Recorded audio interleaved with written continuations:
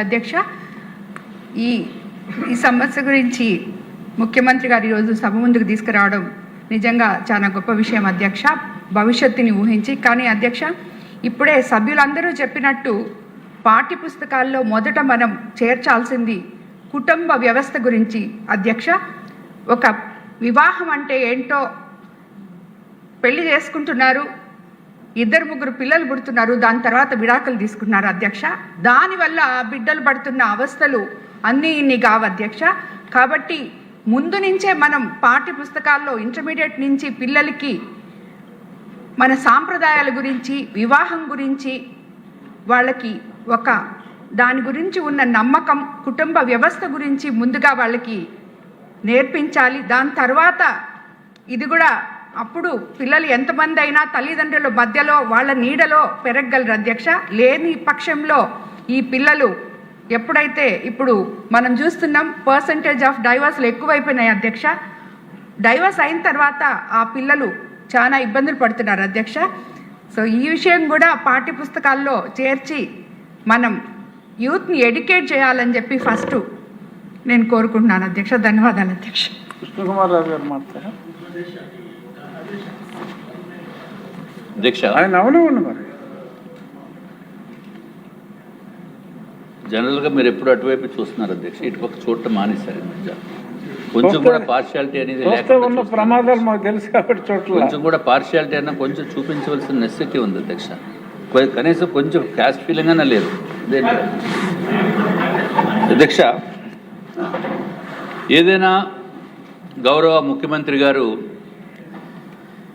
సైలెన్స్ని break చేసిన వ్యక్తిగా మనము భావించవలసిన అవసరం ఉంది అధ్యక్ష. ఇదేదో వ్యక్తిగతమైన విషయం గురించో లేకపోతే వేరే రాజకీయ కారణాలు కాదు. మన దేశ భవిష్యత్తు గురించి, మన ఆంధ్ర రాష్ట్రం భవిష్యత్తు గురించి ఈరోజు వారు ప్రతిపాదించిన విషయాల్ని పూర్తిగా సమర్థిస్తున్నాం అధ్యక్ష. ఎందుకంటే ఒక విజనరీ లీడర్కి ముందు చూపు ఉండటం అనేది ఇది నిదర్శనం అధ్యక్ష. అది కేవలము గౌరవ ముఖ్యమంత్రి చంద్రబాబు నాయుడు గారు అధ్యక్ష. కానీ ఇందాక ముగ్గురు ఉంటేనే కానీ ఇమ్మీడియట్గా నెక్స్ట్ ఎలక్షన్స్ లేకపోతే అటువంటి ఫీలింగ్ ఏమి లేకుండా ఇదేమి షాపులు వెళ్ళి కొని తెచ్చేసేది కాదు కదా అధ్యక్ష. కాబట్టి కొంచెం ఏదో ఒక 10 years టైం పెట్టి లేదో 5 years, ఎందుకంటే చాలామంది యంగ్స్టర్స్ ఉన్నారు ఇక్కడ.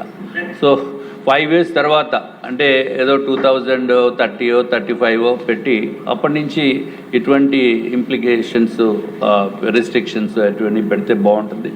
అట్లాగే ఇందాక కోన రవికుమార్ గారు చెప్పారు, మేడం గారు చెప్పారు, ప్రశాంత్ రెడ్డి గారు, తప్పనిసరిగా పాఠ్య పుస్తకాల్లో మనం ఇది చేర్చవలసిన అవసరం ఉంది అధ్యక్ష. ఇంటర్మీడియట్ నుంచి కనుక చేరిస్తే అది వాళ్ళకి ఒక మోరల్ లెసన్స్ కింద అన్ని విధాలుగా కూడా మన సాంప్రదాయాలు అన్నీ కూడా కొంచెం తెలిసే పరిస్థితి ఉంటుంది అధ్యక్ష. ఇదివరకు కాలంలో ఏదైతే పిల్లలు ఎక్కువ మంది ఉండేవారు, తర్వాత రాను డిటీరేషన్ అయిపోయి ఒక బాటమ్ లెవెల్కి వచ్చేసింది అధ్యక్ష. కానీ దాన్ని మళ్ళీ పెంపొందించడానికి గౌరవ ముఖ్యమంత్రి గారు తల్లికి వందనం అని ఎప్పుడైతే అది చేపట్టారో ఆ పథకము, దాని మూలాన్ని ఏదైతే కొంత డబ్బులు పెట్టుకుని చదువులు చదివించడానికి ఇబ్బంది పడే వారు ఇది వచ్చిన మూలాన చాలా సంతోషంగా ఆర్థికపరమైన ఇబ్బందులు లేకుండా ఉండటం గురించి అది చేయటం జరుగుతుంది అధ్యక్ష. డెఫినెట్గా దట్స్ వెరీ గుడ్ ఇనిషియేటివ్. ఇది ఒక్కటే కాకుండా రెండో బిడ్డకి ఎవరైతే రెండో బిడ్డ కంటే వాళ్ళకి 25,000 రూపీస్ ఇవ్వటానికి ప్రపోజల్ చేయటం అనేది వెరీ వెరీ వెరీ గుడ్ అధ్యక్ష. ఇప్పుడు మూడో బిడ్డ కనుక ఉంటే అప్పుడు వాళ్ళకి కూడా 25,000 ఇస్తారా లేదా అనేది ఇందాక కొంచెం క్లారిటీ మిస్ అయ్యాను అధ్యక్ష. తర్వాత మా సభ్యులను అడిగితే 1000 రూపాయల చొప్పున 5 years ఇస్తారని చెప్పారు. సో మూడో బిడ్డకు కూడా అది 25,000 రూపీస్ ఇచ్చిన తర్వాత 1000 రూపాయలు ఇస్తారా, లేకపోతే ఆ మూడో బిడ్డకి ప్రతి నెల 1 month 1000 రూపాయల చొప్పున అలాగా వీలవుతుందా ఏంటి అనేది కొంత క్లారిటీ చేయవలసిన అవసరం ఉంది అధ్యక్ష. ఏదైనా this very good proposal in the interest of the entire nation.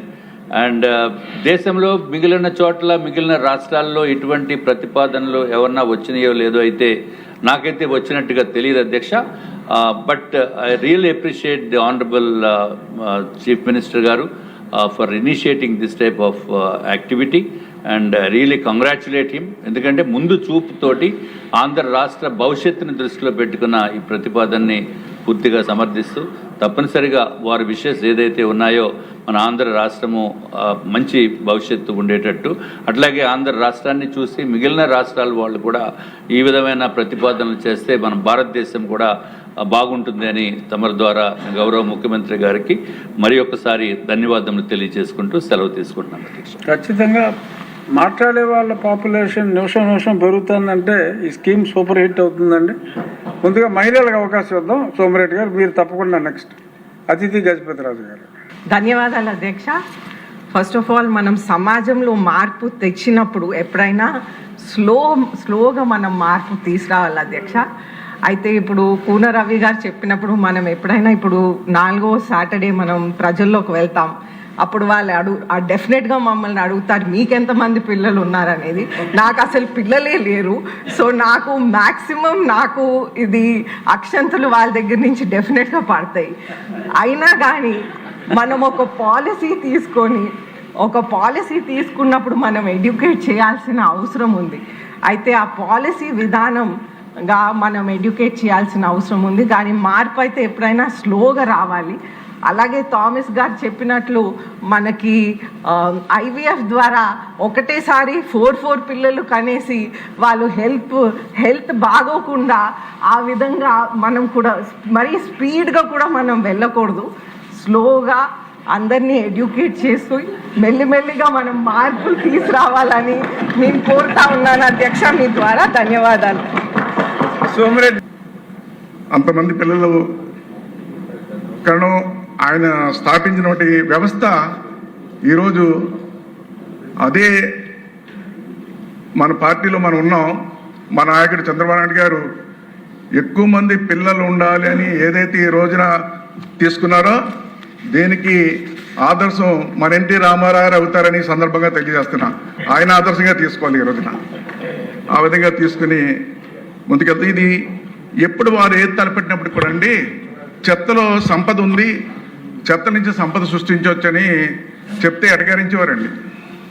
మేము కూడా ప్రజల్లో చెప్తే అది ఈ రోజు నిజమవుతుందండి. ఈ రోజున ఆ చెత్త నుంచే సంపద సృష్టిస్తున్నారు ఈ రోజున మన రాష్ట్రంలో. ఈ రోజున అలాగే ఆయన ఏది తలపెట్టినప్పుడు ముందు అవతల వాళ్ళు ఎటకారంగా మాట్లాడేవారు. ఆ ఎటకారాలన్నీ కూడా ఈరోజు నిజమవుతున్నాయండి. ఏదైతే చంద్రబాబు నాయుడు గారు నిర్ణయాలు తీసుకున్నారో ఈ రాష్ట్రం కోసం ఆ నిర్ణయాలన్నీ నిజమవుతున్నాయి. ఇది కూడా ఈ కళ వారు ఏదైతే కలగంటున్నారో ఈ కళ నిజమవుతుంది. దీనికి మనందరూ కూడా సహకరించాలని సందర్భంగా తెలియజేస్తున్నాం. ధన్యవాదాలు. ముఖ్యమంత్రి గారు.